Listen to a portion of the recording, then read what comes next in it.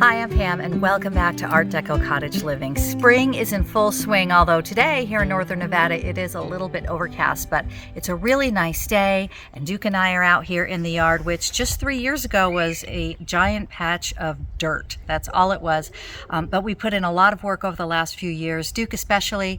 Gardening is one of his favorite things to do, and I'm going to let him share with you what he's been up to this spring and what his plans are for the rest of the season.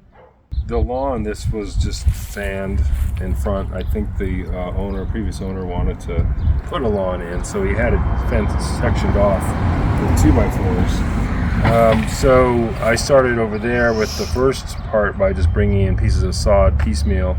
This one we actually brought in 1 pallet, or maybe it was 2 pallets of sod. I'm not sure. I think it was just one. We have more to do. But the problem with it is it does tend to dry out. We did put a lot of lawns are very water intensive, and that's something that they frown upon in a desert environment here in Nevada. People will say, "What are you doing with that lawn?" The simple fact is that there is a way to have a nice green yard and lawn without using too much water. But first you have to establish your lawn. So we put in some sod as much as we could get here, and it is working. But as you can see, there are patches that are brown, just naturally dry out. Over application of water is the only way to remedy that. And so over here, this patch here was just as brown as that one, but by putting in the drip hose for less than a week, the lawn is greening up nicely. All right, so I don't usually purchase things, but I purchased the trellis. I purchased these beds. I tried wooden beds for many years, and they rot about as fast as I get vegetables out of them. So I switched over to metal beds, which are working out great. They're easy to put together. They're inexpensive. We can move them wherever we want to. And then I bought this trellis, which I started the garden a little bit late last year, but it was promising. We did get a pole bean to go up the side of it. This year I'm starting 2 months earlier. And as you can see, we've got some trellising vegetables here. We have our peas. Are these just regular garden peas? They're regular garden peas. Okay. And they're going to be like snap peas or whatever. Right. Then here's a bean. I've got the pole beans coming up. And those will attach themselves. Really they're going to really take over the trellis. Yeah, you can see the ones from last year, right? Yeah, that they were actually doing their job. It's just we didn't really get a great start on them last year. Right. So this year we should see a lot more excitement in this part of the yard. Gardening, unfortunately, is not like a 1-year kind of thing. If you think you're going to get it all done in 1 year, you're kind of a funny person, because gardening is actually about seeing things change over several years. Now, what's in this bed over here? Well, actually, in both beds, I planted potatoes. These potatoes were planted when it was still cold outside, when it was still freezing. And as you can see, the frost damage here, because Nevada has sporadic frost, it will freeze in June or July if it needs to. But you just have to do as best you can. These are just potatoes.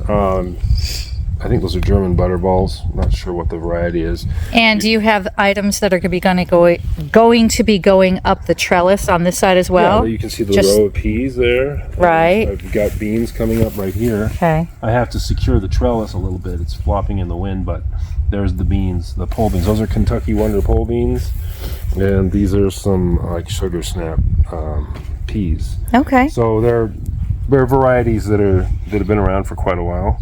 I am into saving seeds, although again, gardening is something that could take an entire lifetime. Sure. To figure out. Now, what's over in these other beds over here?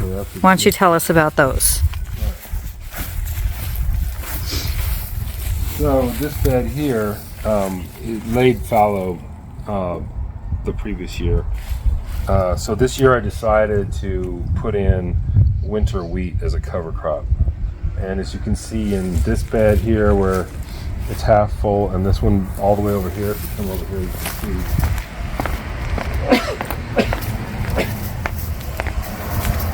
The winter wheat is green now. It actually overwinters and provides two things. It'll provide grain and straw.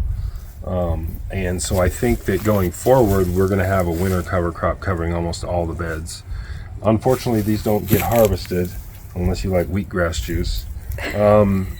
Have you ever had wheatgrass juice? It's nasty. Yeah. Dogs chew grass for a reason, and we know what that reason is. And that's exactly how I feel when I drink it at Jamba Juice or whatever. I go, give me a shot of that grass juice, and I immediately regret it. Yeah, no, thank you.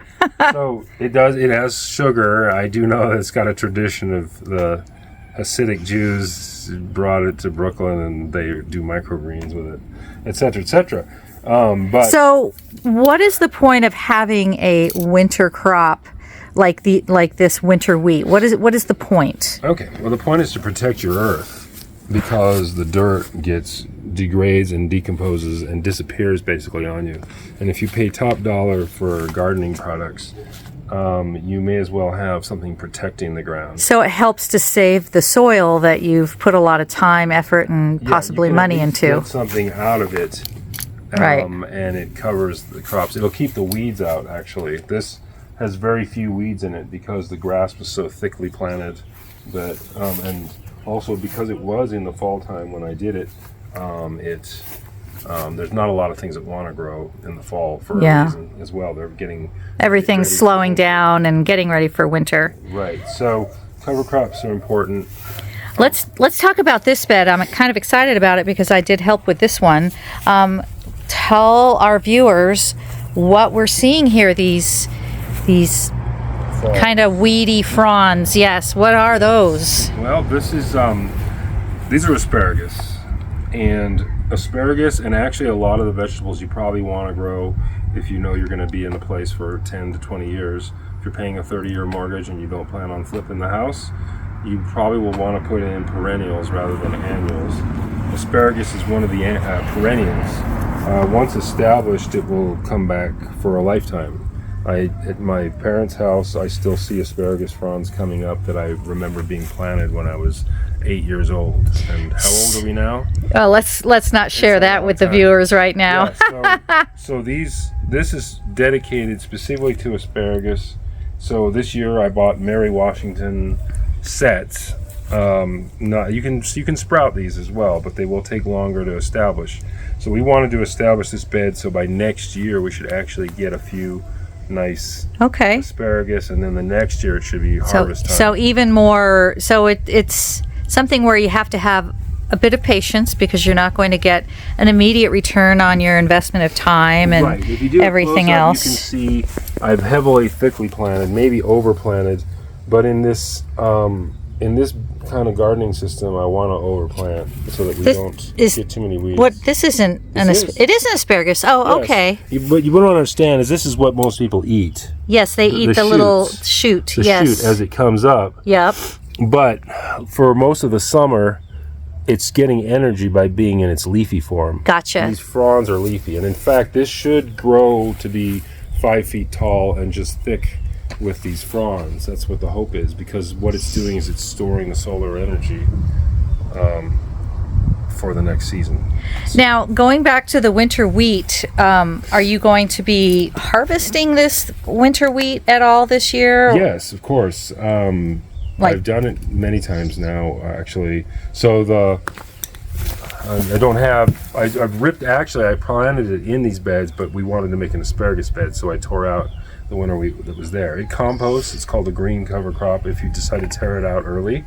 But if you let it go to fruition and let it dry out and turn yellow, it becomes hard straw and nice seed heads. Just like you see on TV in the big farms. Right, but it's labor intensive, but being right here in one section should make up for the fact I don't have to go drive somewhere to go find it. And we don't need a big combine harvester to harvest our winter wheat. No, and I think you'll get, if I remember right, I got about 10 pounds of wheat from something like this. I don't know, I remember reading about winter wheat, I think, in the Little House on the Prairie series. Okay, now what's going on over in this bed? Okay, so as I said, the asparagus was a perennial, and that's what you want.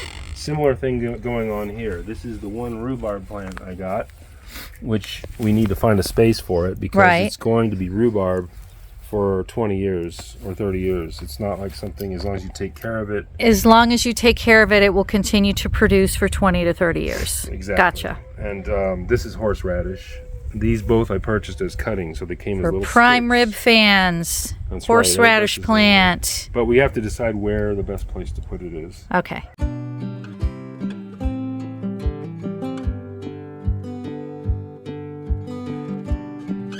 Okay, so now we're going to go into the backyard. The backyard is a much more of a work in progress than the front yard, so we're not going to show you the whole thing, but there is something special that Duke has managed to make work really well over this past winter. So come with us. And behind Duke, you'll see that all the patio furniture is still covered up. We'll be getting to that shortly. Okay, Duke, what do we have in this garden bed here in the backyard? Okay, well, for a couple years, we tried growing strawberries in little pots, and it clearly wasn't the right environment for these plants. Strawberries are members of the rose family. I believe it's a family. I'll look it up. But they're roses, just like blackberries and raspberries, etc. So what was necessary to make these actually produce was to give them enough space so that the leaves could get big enough. And let's take a look. And again, this is an overwinter crop, actually. So here we are, guys. It's almost the end of April, and we don't really think about April as being strawberry season, but we have quite a few red ripe strawberries actually ready for picking. Duke tried one earlier this week and it wasn't quite ready, but these look amazing. And so these plants will continue to produce throughout the season as long as they don't get fried or... Well, there are some that are ever-bearing. These may have a flush of strawberries. I believe these are ever-bearing, though, because back where I brought them out from my other place, they were just in a barrel, one of these barrels. But clearly, if you want more berries, you have to give them more space. As you can see, everything is spaced so that the roots don't crowd each other out. And then, of course, it was good new soil, which had a lot of fertilizer type energy in it. So I believe these will keep going and they'll get overcrowded, actually, and your job is to separate them and move them to somewhere else. Thin them out and give them room. You simply separate them, and you can put them in your baskets. So maybe this year this basket will produce something. But okay. So should we pick the really ripe ones? we can. All right. Hold on. I'm going to go get a bowl. Say hi, Blackie. Say hello. Meow, meow. Blackie's enjoying his catio. All right, so I have my kitchen shears and a bowl. And Duke, what were you saying about the straw? I was while you pick some strawberries, and I want you to look at the strawberry before you cut it. Look at the whole thing. If you think it's ripe, then snip it. Yeah, I think this one's okay. Okay, good. So while we're doing that, I'll just explain a little bit more that I know about strawberries, and that we in the English-speaking world call them strawberries, but actually in Germany they're called earthberries. As you can see, the berries are really close to the ground, and in fact, if we don't put some straw or some sort of dry substance underneath these berries, they're in such close contact with the ground that they're going to rot and spoil before we can actually harvest them. So I am going to do that. I'm going to make sure that I get some mulch or straw, clean straw, so that we can put them underneath of the berries themselves. We have a lot of elm trees here. Now those look a little bit clear, so I would go for maybe, did you try this one here? One? Yeah, grab that this. one's okay. Go for the reddish one. Yeah, and there's some right here in the front too. The front's actually getting more sun than getting more sunshine. So right here? All these ones in the front, you can spot them. Just inspect the berry before you trim it, because if it's got any white on it, it's still ripening up. Green strawberries are one of the most sour fruits there are. I think it's like a protective thing to keep them from being eaten. And why would they want to be eaten? Here, try this one. All right, so as I said before, the strawberries need to be off the wet ground, which is not happening here, so I've got a little work to do. That one looks pretty good. We'll try it. We'll try these out and see. Yep, these all look pretty good. All right. Well, our first strawberry harvest is in. Yeah, there's a few more you missed, so I'm gonna... And while Duke is getting the last of the strawberries for today, I'd like to thank you all for joining us. If you like this content, please be sure to like this video and, of course, subscribe to the channel. And we look forward to seeing you on the next video.